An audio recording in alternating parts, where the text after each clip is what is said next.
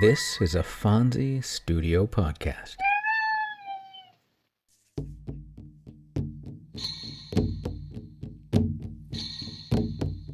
Welcome to Tales from the First Nations. I'm Jay Idle, and every week I'll share with you a tale and ancient wisdom of the native tribes of North America.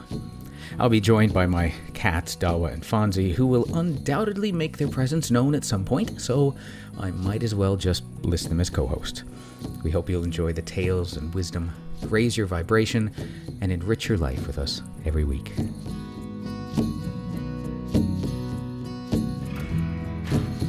Welcome, friends. Welcome to the 10th episode of Tales from the First Nations. I'm your host, Jay Idle. The story I have for you today feels a little more like a fable for children than the previous stories that I've shared, but I think it's a really great story, and I wanted to include it in the podcast. It actually presented a little bit of a challenge for me because I've always found a personal connection with each story that I've shared, and for this one, I struggled a little bit to find one. And then I thought, come on, Jay, if you can come up with a story about a bear, surely you can come up with one for this. So I thought about it a little bit longer, and then Fonzie came and sat by me. And I thought, that's perfect. He is the perfect example. Because I mentioned in an earlier episode that when I found him, he had been abandoned in December, had frostbite on the bottoms of his feet and his tail. Well, I live and work at a university, and many of the university students were kind enough to sneak him into their dorm rooms during the day to give him some shelter and a nice warm place to be. But they're not permitted to have pets in there, and they're regularly searched for a variety of things, so they had to sneak him back outside in the evenings or whenever there was a risk of inspection. So he had a lot of temporary care, but it didn't last very long.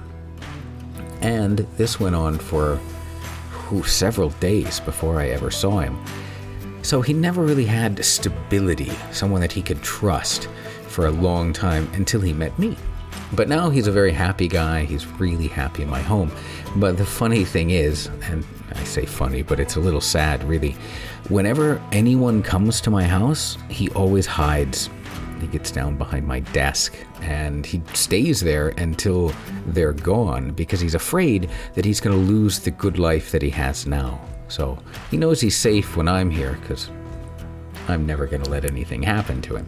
But if somebody else comes into the house, he's not so sure. So he's got to find his secret hiding places. And it shows it's sad to live in a world without trust.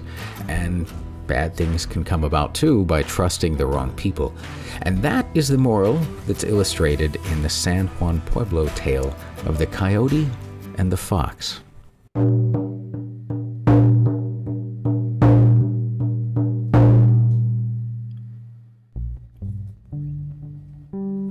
A long time ago, a fox felt very hungry. So he went down into Prairie Dog Town and caught a fine, fat prairie dog. Then he built a fire of dry rabbit brush. When the brush had all burned up, it left a pile of coals. Mr. Fox took his prairie dog and covered him all with all these hot ashes. That was the way he was going to roast his meat for his dinner. It required some time for the prairie dog to roast, so Mr. Fox lay down and went to sleep. Very soon, Mr. Coyote came along. He could smell the meat roasting, and it smelled delicious. He saw Mr. Fox fast asleep, so he slipped quietly over to the pile of ashes, stuck his paw in, and pulled out the prairie dog. He ran behind a bush and ate up all of the meat. All that remained was the bones. Then he took a bone and greased the fox's mouth all around with the greasy end of it. After that, he put the bones back under the hot ashes and ran away. So when Mr. Fox awoke, he could smell prairie dog grease. He licked his tongue out and tasted grease all over his mouth. Surely I have not eaten the prairie dog while I was asleep. No, I feel too hungry. But where did this grease come from on my mouth if I didn't eat him? Mr. Fox was very puzzled. He went over to the ashes and moved about the ash to find the prairie dog in there, and all he found was a long leg bone without any meat on it. Well, this is funny, he thought. Just then, he spied some tracks in the sand. Ah, he said, now I understand it all. Coyote Man has played a trick on me and eaten my prairie dog. I'll catch him and kill him for this. So Mr. Fox trotted off, following the coyote tracks. He found the coyote by a high cliff. Mr. Coyote saw Mr. Fox coming, and he knew he was angry. He did not have time to run away, so he just leaned against the cliff and called, "Oh, Fox Man, come here quick and help me. Look up there. This cliff is falling. It will kill us both." Mr. Fox looked up. The clouds were passing over the cliff and made the cliff look as though it was really falling. Mr. Fox jumped quickly over by Mr. Coyote and leaned against the cliff just as he had, and they were both holding up the cliff together. As soon as Mr. Fox leaned up against the cliff, Mr. Coyote jumped away. He made a big jump, just as if the cliff might really fall on him. "Hold the cliff up, Mr. Fox.